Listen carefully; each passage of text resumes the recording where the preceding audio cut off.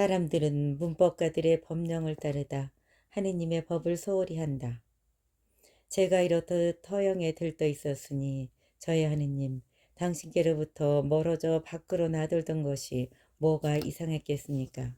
그때는 제게 본보기로 내세워진 사람들이 비록 행실이 나쁘지 않더라도 발언을 하면서 문법적으로 비어법이나 파격법을 써서 하면 당장 트집이 잡히며 부끄럽게 만들어 버리는데, 자기들의 세교까지도 알맞고 규식에 따른 번드르한 말로 더구나 풍부하고 수식을 갖추어 서술하노라면 대래 칭송을 받고 영예를 얻던 때였습니다. 주님, 당신께서는 이 모든 일을 보시면서도 잠잡고 계십니다. 주님은 너그러우시고 크게 자비로우시며 진실하신 까닭입니다. 하지만 언제까지나 잠자코만 계시렵니까? 당신을 찾는 영혼, 당신의 복락을 목말라 하는 영혼이라면 이 엄청난 시면에서 지금도 당장 구출해 주십니다. 그의 심정은 당신께 제가 당신 얼굴을 찾았습니다. 주님, 제가 당신 얼굴을 찾겠습니다. 어두운 욕정에 빠져 당신의 얼굴에서 멀어졌습니다. 라는 말씀을 드리는 중입니다. 그런데 당신께서 떠나감도 당신에게 돌아옴도 발걸음이나 공간상의 거리로 하는 것이 아닙니다. 당신의 그 작은 아들도 말이나 수레나 배를 구한 것은 아니고 눈에 보이는 날개로 날아가는 것도 아니고 오금을 놀려가며 길을 간 것도 아닙니다. 그런데 당신에게서 떠나감도 당신에게 돌아옴도 발걸음이나 공간상의 거리로 하는 것이 아닙니다. 당신의 그 작은 아들도 말이나 수레나 배를 구한 것이 아니고 눈에 보이는 날개로 날아간 것도 아니고 오금을 놀려가며 길을 간 것도 아닙니다. 떠나가는 아들한테 상냥한 아버지로서 당신께서 주셨던 것을 일단 당신께서 주신 것이니까 그가 먼 고장에서 살면서 허랑방탕할 때도 그랬고 빈 털터리가 되어 돌아오는 아들을 더 상냥하게 맞아주셨을 적에도 마찬가지였습니다. 욕정에 찬 상태에 있음으로써, 다시 말해서 어두운 상태 속에 있음이 당신 얼굴에서 멀어지는 것입니다. 주 하느님 보십시오. 늘 보시다시피 인간의 자식들이 선대의 말이라는 것을 쓰던 이들로부터 물려받은 글자와 음절에 관한 약조는 얼마나 열심히 준수하는지, 그러면서도 당신께로부터 받은 영원한 구원의 영속적인 약조는 얼마나 소홀히 하는지 참고서 보십시오. 옛날 바른 습관이 마음에 들어 간직하고 또 가르치는 사람이 호모라는 단어를 발음하면서 만일 문법에 거슬려 첫 음절을 기시금 없이 오모라고 발음한다고 합시다. 그럴 경우 사람으로서 사람을 미워하는 일은 당신의 계명에 거슬리는 짓인데, 사람들은 저런 미움을 갖는 일보다 이런 발음을 두고 훨씬 심하게 불쾌하다고 할 것입니다. 그것은 마치 일단 원수라면 그가 어떤 사람이든 그가 자기에게 해를 끼칠 수 있다는 사실과 누구든 원수라는 사람에게 쏟아내도록 긁어대는 미움을 비교하여 전자가 후자보다 훨씬 더 해롭다고 느끼는 식입니다. 누가 다른 사람을 심히 못살게 굴면서 파괴하는 짓과 누구를 원수로 삼음으로써 자기 마음을 파괴하는 짓을 비교하면 전자가 후자보다 더 심하다고 여기는 식입니다.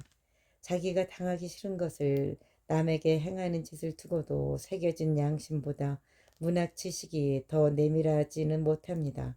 홀로 위대하신 하느님, 당신께서는 얼마나 깊이 숨어 계시며 드높이 침묵을 지키시면서도 휘지 않는 법을 펴시어 불법한 욕정 위에다 맹목을 징벌로 뿌려놓으십니다.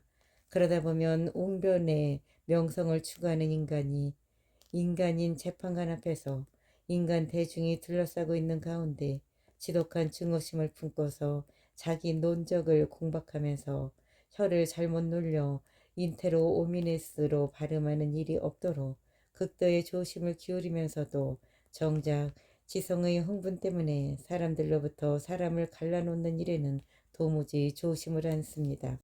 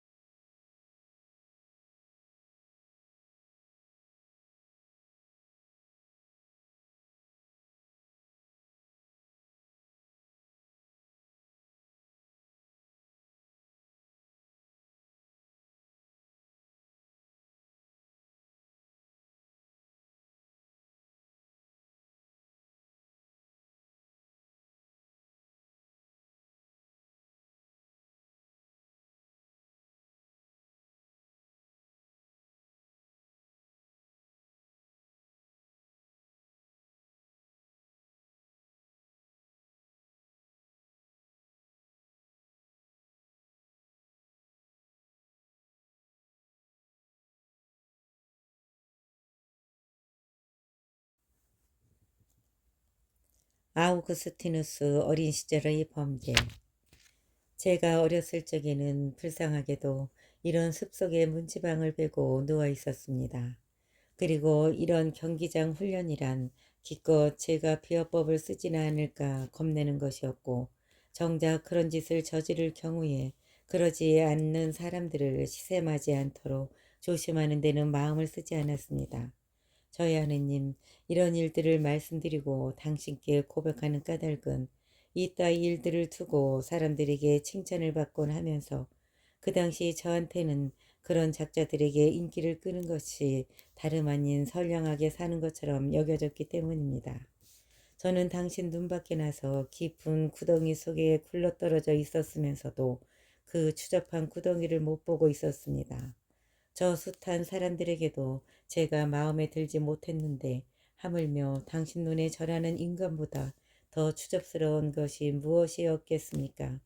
놀기 좋아해서 실없는 구경거리를 보고 싶은 욕심에 연극에서 본 것을 흉내내려고 안달하면서 저는 헤아릴 수 없이 많은 거짓말로 보육교사와 선생들, 심지어 부모님까지 속이곤 하였습니다. 부모님의 곳간과 식탁에서 훔쳐내는 일도 마다하지 않았습니다. 개걸스러운 목구멍 때문이기도 했고 딴 애들에게 줄 것을 마련하기 위함이기도 했습니다. 그러니까 딴 애들은 저와 함께 놀며 재미를 보면서 자기들 노름을 저한테 팔아먹은 셈입니다. 그런 놀이에서도 저는 남들보다 앞서고 싶은 욕심에 져서 속임수를 써 승리를 얻곤 하였습니다. 딴 애들에게는 제가 곧잘 그러면서도 제가 다른 애의 속임수를 밝혀낼 경우에는 얼마나 모질게 욕을 해댔는지 해댔는지 그보다 당하기 싫은 것이 또 무엇이었겠습니까? 딴 애들에게는 제가 곧잘 그러면서도 제가 다른 애의 속임수를 밝혀낼 경우에는 얼마나 모질게 욕을 해댔는지 그보다 당하기 싫은 것이 또 무엇이었겠습니까? 반대로 제가 들켜서 욕을 들을 때는 잠자코 있기보다는 또 얼마나 사납게 덤벼들었는지 모릅니다. 이것이 어디 어린아이의 무죄함입니까? 주님, 아닙니다. 저희 하느님, 당신께 말씀드리지만 아닙니다. 사실 이런 따위는 가정교사와 선생들을 떠나고 호두알과 공과 참새들과 멀어진다 한들 나이가 들수록 주지사와 왕들에게로 고스란히 옮겨져 황금과 영토와 노예를 더 차지하려고 속임수를 부리게 됩니다. 그러면서 아이들을 때리는 해초리가 어른들에게 가해지는 더 가혹한 형벌로 이어지듯이 말입니다. 그러니 저희 임금님, 당신께서 하늘나라는 이 어린이들과 같은 사람들의 것이다 라고 말씀하셨을 적에 당신께서 사실 겸손의 표로 인정하신 것은 어린 시절이 기쁨이었습니다. 하느님의 선물에 감사드리다. 그렇지만 주님, 지극히 높으시고 지극히 선하신 창조주여, 우주의 지배이신 당신께, 저희 하느님께, 당신께서 설령 제가 어린애인 채 하였으면 하고 바라셨다 하더라도 감사를 드립니다. 그렇지만 주님, 지극히 높으시고 지극히 선하신 창조주여, 우주의 지배이신 당신께, 저희 하느님께, 당신께서 설령 제가 어린애인 채 하였으면 하고 바라셨다 하더라도 감사를 드립니다. 그때라도 저는 존재하고 있었고 살아 있었고 지각을 하고 있었습니다. 저의 안전을 걱정하고 있었습니다. 그 안전이란 당신의 극히 신비로운 단일성의 자취였고 그 단일성에서 비롯하여 제가 존재하고 있었습니다. 내적 감각으로 제 감관들의 통합을 유지하고 있었고 그러한 감관들 속에서 사소한 사물들에 관한 사소한 생각들을 갖고 나름대로 진리를 향유하고 있었습니다. 속기를 싫어했고 기억력은 비상했고 언변은 다듬어져 있었고 우정에 끌렸고 비애와 비굴과 무지를 피했습니다. 그처럼 팔팔한 생명체에게 놀라지 않고 경이롭지 않을 만한 것이 무엇이었겠습니까? 그처럼 팔팔한 생명체에게 놀랍지 않고 경이롭지 않을 만한 것이 무엇이었겠습니까? 그렇지만 그 모든 것이 제 하느님의 선물입니다. 제가 저에게 이것들을 준 적이 없습니다. 좋은 것들이었고 이 모두가 곧 저입니다. 따라서 저를 만드신 분도 좋은 분이시고 그분이 곧 저의 선이시며 그 모든 선을 두고 그분께 기뻐 환호합니다. 그 모두로 제가 곧 어린 저였습니다. 그런데 그분에게가 아니라 그분의 피조물에게서 저에게서 또 여타 사물에서 쾌락을 숭고함을 진리를 찾고 있었다는 바로 그 점에서 저는 죄를 짓고 있었습니다. 그로 말미암아 고통, 혼동, 오류로 제가 치달았던 것입니다. 당신께 감사드립니다. 저의 감미로움, 저의 영예로움, 저의 믿음이시오. 저희 하느님, 당신의 선물에 당신께 감사를 드리니 저에게 그것을 또한 보존해 주십시오. 당신께서는 결국 그렇게 저를 보존하실 것이니 그렇게 해서 제게 주셨던 것들이 불어나고 오롯해질 것입니다.